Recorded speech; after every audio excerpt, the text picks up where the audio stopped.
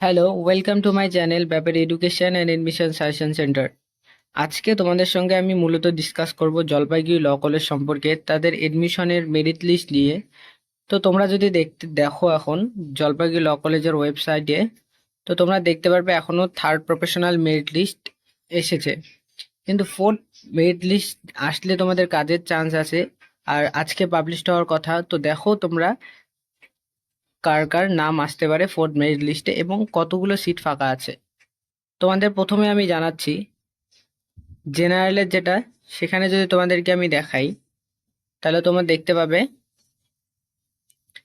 নিচে আস্তে আস্তে স্ক্রল করবে, তোমরা নিচেও দেখতে পারবে। নিচে স্ক্রল করার পর যদি দেখো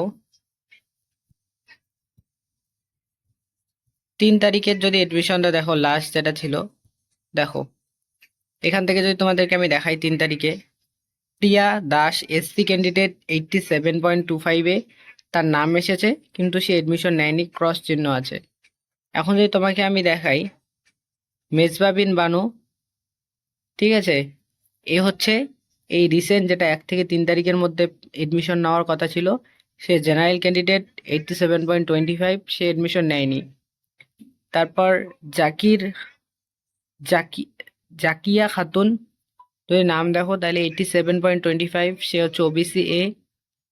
তার আগে সে আগে এডমিশন নেয়নি 30 তারিখ, সেক্ষেত্রে তাদের পরবর্তী লিস্টে তাদের নাম আসার চান্স চলে এসেছে। এখন যদি তোমরা দেখো 3 তারিখের এডমিশনগুলো, জাস্ট 3 তারিখের একজন অলরেডি এসসির এডমিশন নেয়নি, জেনারেলেরও নেয়নি, তো তোমাদের মেরিট লিস্ট পাবলিশ হওয়ার চান্স অনেকটাই বেশি। এখন তোমাদেরকে আমি লাস্টে জানাবো কত পেলে তোমাদের চান্স, কততে থাকলে তোমাদের ফোর্থ মেরিট লিস্টে নাম আসার চান্স আছে। এখানে তোমরা জেনারেলের দেখো, সেও এডমিশন নেয়নি, 86-এ তার নাম এসেছে, কিন্তু সে এডমিশন নেয়নি। তাহলে মূলত যাদের 86.75-এর নিচে আসে, 50 আছে, 86.50 বা 86.25 এরকম কিছু আছে, বা 85 আছে জেনারেলে, তারা চান্স আছে নাম আসার। এ হলো ব্যাপারটা। এখন তোমাদেরকে আমি আরো কিছু বিষয় ইনফরমেশন দিব। তোমরা যদি চাও যে তোমাদের স্পেসিফিক যারা জলপাইগুড়ি ল কলেজে চান্স পেয়েছো, তাদের জন্য একটা অফিসিয়াল টেলিগ্রাম চ্যানেল আমি খুলবো। জলপাইগুড়ি ল কলেজ এবং নর্থবেঙ্গল ইউনিভার্সিটিতে যারা চান্স পেয়েছো, তারা অবশ্যই সেই চ্যানেলে জয়েন হবে। সেখানে জয়েন হলে কি তোমাদের কোর্সের পড়াশোনার বিষয়ে কি কি হেল্প লাগবে, কোন কোন নোটস তোমাদের পড়তে হবে, কোন কোন নোটস পড়লে তোমরা ভালো নাম্বার পাবে, এবং আরও যদি তোমাদের কোর্স 5 বছর অনেক লম্বা কোর্স, সেখানে যদি পড়তে তোমাদের কোনো ধরনের অসুবিধা হয়, সেক্ষেত্রে তখন তোমাদের আমি হেল্প করব। তো সেই চ্যানেলটা, অফিসিয়াল চ্যানেলটা আমি বানাবো, বানিয়ে তোমাদের আমি লিঙ্কটা দিয়ে দেবো, একটা নির্দিষ্ট ছোট্ট ভিডিও বানিয়ে সেখানে দিয়ে দেবো। তোমরা অবশ্যই সেই ভিডিওটায় দেখে তোমরা জয়েন হয়ে নেবে।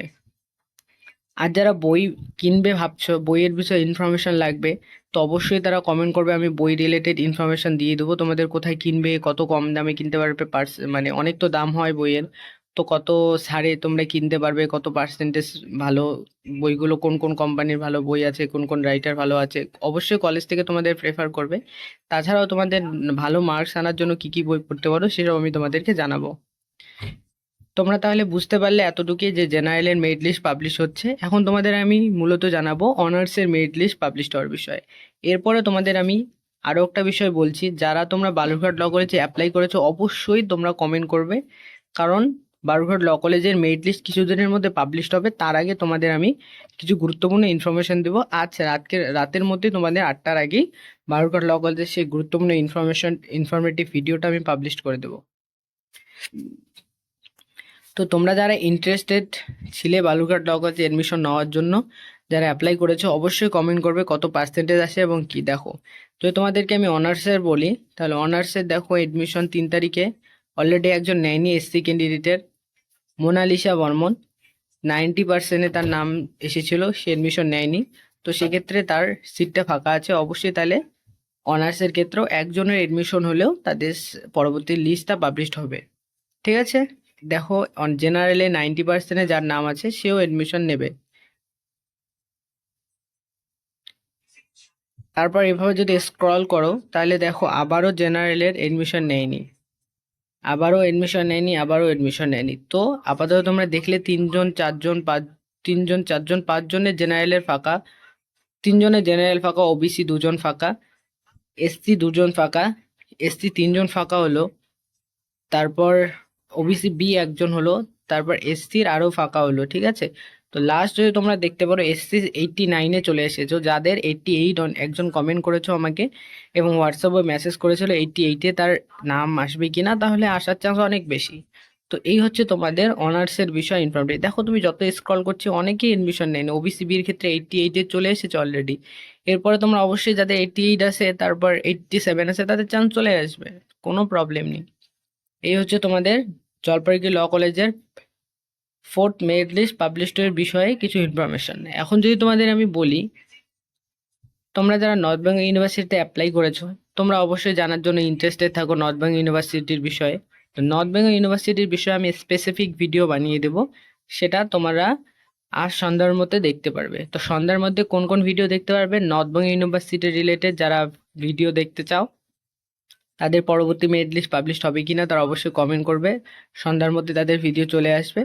বারুঘাট ল কলেজের ভিডিও আসছে, এমএক্স ল কলেজে যারা অ্যাপ্লাই করতে চাও তাদেরও ভিডিও আসবে আজ সন্ধ্যার মধ্যে, নয়তো এমএক্স ল কলেজের ভিডিওটা কালকে আমি সকালে মধ্যে দিয়ে দেবো।